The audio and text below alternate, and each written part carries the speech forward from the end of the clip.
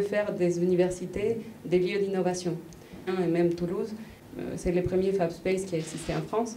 Et aujourd'hui, il y en a 4, mais bon, à long terme, il y en a 30 répartis partout dans le monde.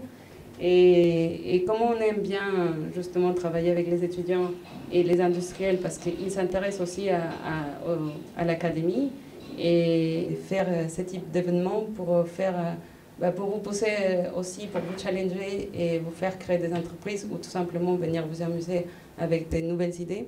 Et aujourd'hui, on est en train de préparer cet hackathon, que c'est un hackathon pour le climat.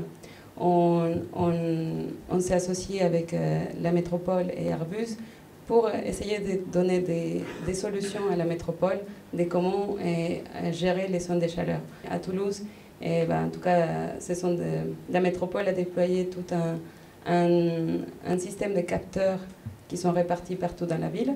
Et ces capteurs, ils servent à regarder les îlots de chaleur ou de fraîcheur qui existent dans la ville. La différence de température qui existe à la campagne, près de Toulouse, et à Toulouse même, il y a 7 degrés de différence. Alors, ils essayent justement de trouver des solutions pour trouver des zones, des îlots de fraîcheur pour rafraîchir la ville et essayer de réduire justement les températures. Et comment on peut le faire? Nous, les projets Fab Space, ce qu'on promeut, c'est l'utilisation des images satellites. Parce qu'on a parlé du programme Copernicus, que je crois que Laure vous l'a présenté hier. Mais ce programme, c'est un programme de satellites qui ont été envoyés par la Commission européenne et l'Agence spatiale européenne. Et ils ont été financés pour justement voir. Et il y a 6 satellites envoyés pour avoir des informations sur l'urbanisation, sur l'agriculture. Là, pour l'hackathon, on les pense plus pour le climat.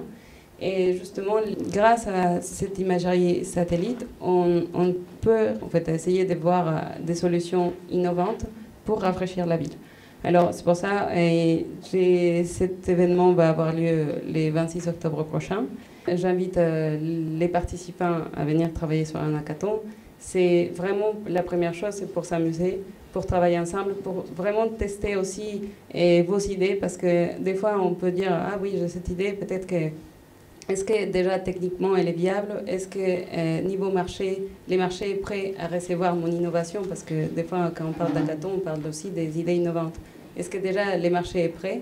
Et est-ce que je peux échanger avec des experts qui peuvent me donner un retour plus concret sur la situation actuelle?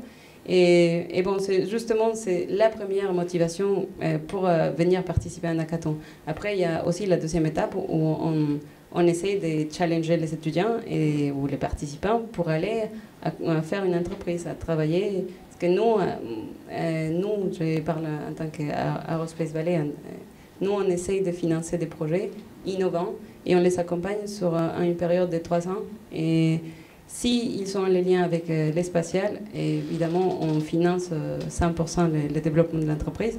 Et c'est justement pour ça aussi qu'on fait ce genre de travail. Voilà. Merci et je te laisse la parole.